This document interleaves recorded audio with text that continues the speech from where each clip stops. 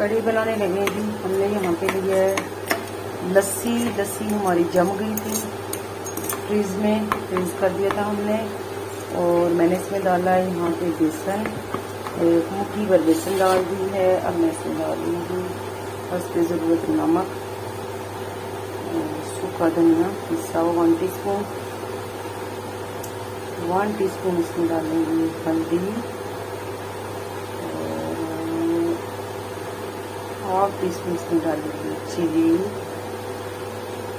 लस्सी था, लस्सी मैंने फ्रिज में रखा तो वो जम गई, ठीक हो गया। यहाँ पे इसको मिक्स कर लेते हैं अच्छे से, इसको बनाते हैं।